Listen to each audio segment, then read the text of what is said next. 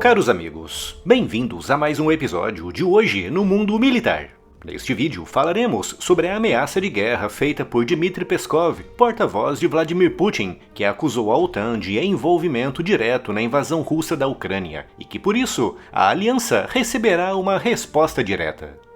Nesta quinta-feira, 11 de julho, Dmitry Peskov, porta-voz de Vladimir Putin, disse que a declaração da cimeira da OTAN que está decorrendo em Washington é uma séria ameaça à segurança da Rússia e que, por isso, Moscou tomará medidas coordenadas e eficazes para conter a OTAN, com Peskov destacando que essas medidas envolverão respostas na mesma moeda, uma forma mais leve que Peskov encontrou para ameaçar a aliança ocidental com a guerra, com outras lideranças russas como Dmitry Medvedev, ex-presidente russo, sendo mais explícitos, ameaçando a aliança e também a Ucrânia, afirmando que o país e a OTAN poderão desaparecer se a aliança não se afastar do conflito.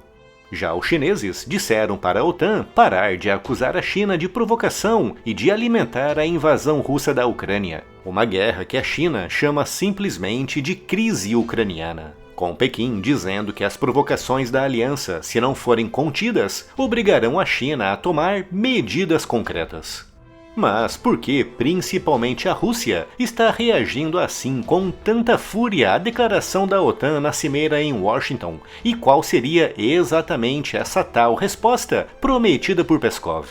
Na realidade, foram várias as declarações às quais Peskov se refere, feitas tanto por Stoltenberg, secretário-geral da OTAN, como por diversos líderes de países membros da aliança reunidos em Washington, que disseram, em múltiplos discursos, que o apoio da aliança à defesa ucraniana continuará se fortalecendo e que não irá desaparecer até que a invasão russa termine, com Stoltenberg indo ainda mais longe, dizendo que a entrada da Ucrânia na aliança é um processo irreversível, garantindo que já não é uma questão de se, mas de quando o país entrará para a OTAN. E foi precisamente esse trecho da declaração que levou Medvedev a ameaçar com o fim da Ucrânia e também da própria OTAN, algo que só seria possível através do emprego de armas nucleares. Além dessas declarações, a aliança anunciou a criação de vários acordos com a Ucrânia, visando acelerar o processo de treinamento de militares ucranianos e o fornecimento de armas para a defesa do país. Com tudo isso, levando a Rússia a acusar a OTAN de envolvimento direto na guerra.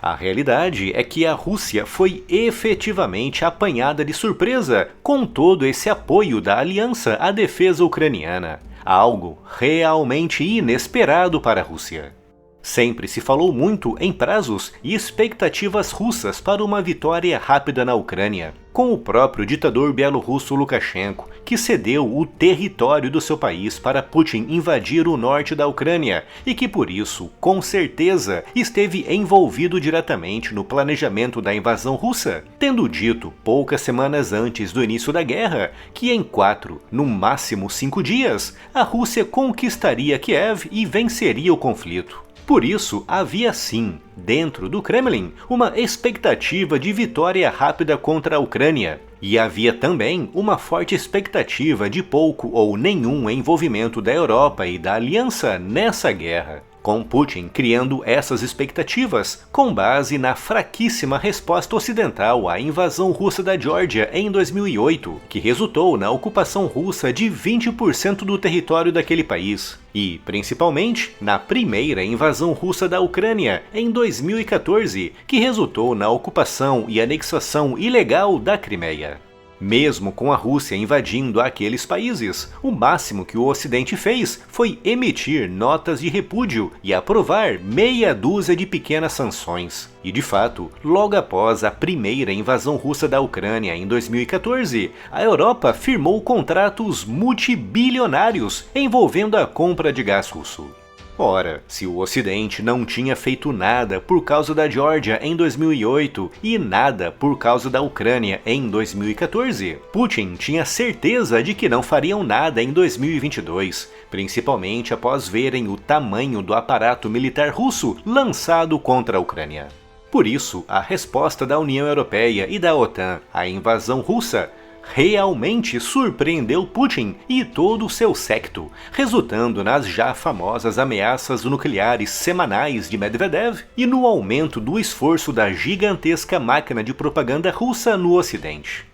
Essa inesperada reação do Ocidente obrigou Putin a mudar radicalmente a sua estratégia na Ucrânia, passando de guerra relâmpago com pouca ou nenhuma interferência externa para uma guerra de atrito e de trincheiras contra forças ucranianas financiadas, armadas e treinadas pela aliança. E agora, com a indicação de que a aliança realmente pretende manter como objetivo de longo prazo a entrada da Ucrânia como membro pleno, o nível de frustração dentro do Kremlin atingiu um nível ainda maior. No caso da China, é preciso compreender que a invasão russa da Ucrânia está sendo muito lucrativa para Pequim. Com os mercados europeus fechados, Putin está sendo obrigado a vender o seu valioso gás para os chineses, que estão exigindo descontos de mais de 40% em comparação com os valores que a Europa costumava pagar.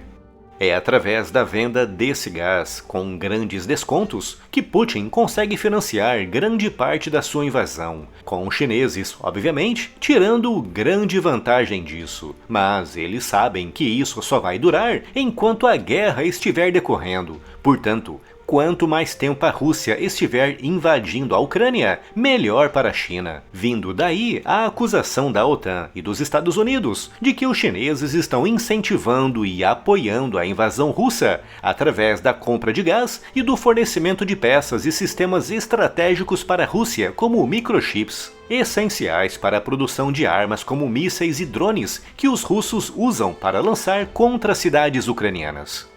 Esse autêntico cabo de guerra, com a União Europeia e a OTAN de um lado, e com Rússia, China, Irã e Coreia do Norte do outro lado, levou a um equilíbrio perigoso e custoso na Ucrânia, com nenhum dos lados conseguindo realizar grandes avanços, mas com baixas diárias terríveis para ambos os lados, estimadas em milhares de combatentes. Tudo isso gera uma profunda frustração no Kremlin, que resulta em todas essas ameaças já tão familiares e frequentes, deixando no ar uma pergunta muito importante. A Rússia pode mesmo tomar alguma medida direta contra a OTAN? Poder? É claro que pode, mas Putin dificilmente autorizará algo nesse sentido, pois ele sabe que o resultado será o envolvimento mesmo direto da aliança naquele conflito.